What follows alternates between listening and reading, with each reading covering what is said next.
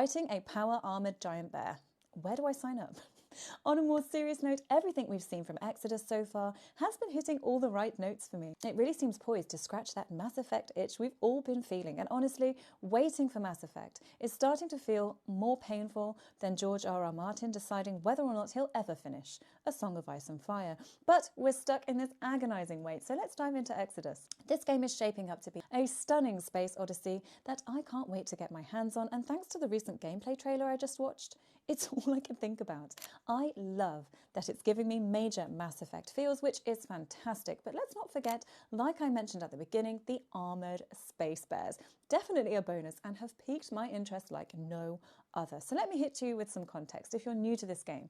In Exodus, you step into the shoes of the Traveller, humanity's last glimmer of hope, and your mission, journey across distant stars to pilfer alien weapons and tech from the most powerful force in the universe, the Celestials.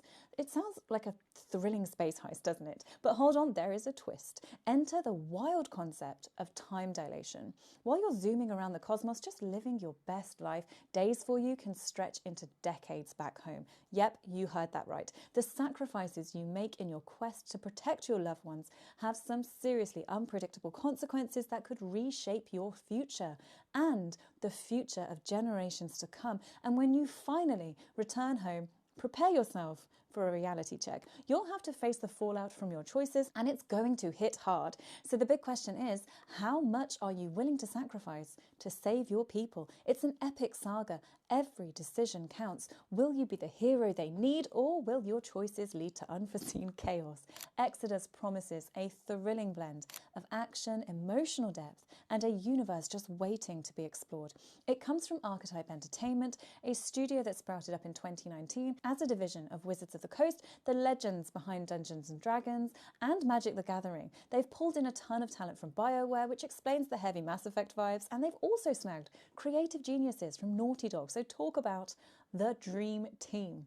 Now here's the kicker. There's no release date announced just yet, but considering how solid the pre-alpha footage looked in the first trailer and the fact that the game has been in deep development for a while, I'm hoping it's not too far off, so my fingers are absolutely crossed. Although it didn't mention 2025, I'm internally screaming, I have to admit I was a bit underwhelmed when I saw they labelled this pre-alpha footage with all the content they've released, cinematic and gameplay trailers, Q&As and a novel, and even a tabletop game. I was really hoping for a solid 2025 at the end, but it never appeared. This is the most excited I've been about a new game IP in a long time. The lore, it's super intriguing. I'm already diving into the book Peter Hamilton wrote in the same universe. I love the talent involved, and this trailer, it made me giddy. At the end of the day, the game still needs to deliver on fun gameplay and well-written characters and quests. And if they can nail that, the potential, it feels limitless. It already has me hooked, and I'm almost done with the book. So while it kicks off a little bit slowly, it's packed with names and factions to try and get your head around, it eventually builds a really cool world that makes great use of time elements and the setting. So the book, it does take place later than the games, but far removed is a relative term. The game might also span a long time due to time dilation, so the difference in timelines, it doesn't really affect things too much. It introduces factions, celestials, animals, technology, and central conflicts that will be part of the game, giving us a solid foundation of how the universe operates. Plus, it really emphasises just how vast this universe is, so the stories likely they won't clash. I think Hamilton wanted to avoid the dreaded novelisation of a game stereotype and clarify that this is a real novel set in the same universe as the game. In an interview, the developers confirmed that there are currently no aliens in this universe, and everything is either descendants of humans or created by humans, like the awakened animals that are intelligent and they can talk. And in the novel, while there's nothing alien in the traditional sense, these descendants of the first humans who arrived on the Ark ships have evolved into something that still, they feel quite alien. The Celestials, they govern these star systems alongside the mysterious Elohim. I might have pronounced that wrong, I'm sorry. I'm new to this. And their culture is everything but human. Even their reproduction methods have taken a turn away from our norms. And there are also different sub-races of humanity, like Eurenics, again, I'm sorry for the pronunciation, I am new to this world, and changelings, not to mention the Sicylates, Cichlidates, I think. Humans who've bonded with a strange organism of a questionable origin.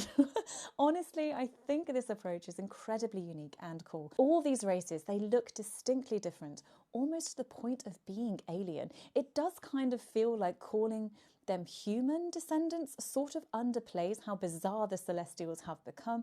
After tens of thousands of years of evolution and genetic modifications, they're practically unrecognizable. Some are still humanoid, except they're like grey-skinned, 8-foot-tall marsupials with psychic abilities and the power to transfer their consciousness to their children, making them effectively immortal. Others are closer to Dead Space necromorphs than anything we'd consider human, so this is definitely not going to be a boring, humans-only game like, sorry, Starfield, not sorry. Other interesting factors of the game, like I mentioned, time dilation. It intensifies the emotional weight of your narrative choices like never before. As you zip through interstellar missions at near light speed, time takes on a whole new meaning. What feels like mere days for you can, like I said, stretch into years, decades, or even centuries for those back home. The world you're fighting to protect, it continues to evolve and change without you, leaving you feeling left behind. In your absence, friends and family, they'll age and transform while you remain unchanged, creating a profound sense of being out of sync with time itself. As the traveller, you chart a course through the stars on daring missions to pilfer alien weapons and, like I said, advanced technology from the most formidable beings. These precious remnants, they're vital in your struggle against a devastating force that endangers the entire galaxy, including your home planet. And as you explore, you'll start to uncover the mysteries of your universe. You'll learn more about the Celestials and discover how your journey intertwines with the fate of humanity. As humanity's champion, you'll rally a diverse group of companions for you. You'll rally a diverse group of companions to join you in the fight for survival, each with their own unique quests and romance arcs. So if you're ready to confront unimaginable dangers and stare into the abyss alongside you, they are prepared to face any challenges that come your way. They aren't just courageous warriors, they include genetically engineered prodigies, rebellious mech pilots, and brilliant minds burdened by alien viruses, among some others that I won't spoil. So there you have it. Exodus, it's shaping up to be an epic journey, blending rich lore with innovative gameplay. I can't wait to see where this adventure takes us, so let me know your thoughts in the comments below. What are you most excited about in Exodus? Please don't forget to do all those things you need to do to support my tiny channel. It means the world to me, and I hope to see you in the next video.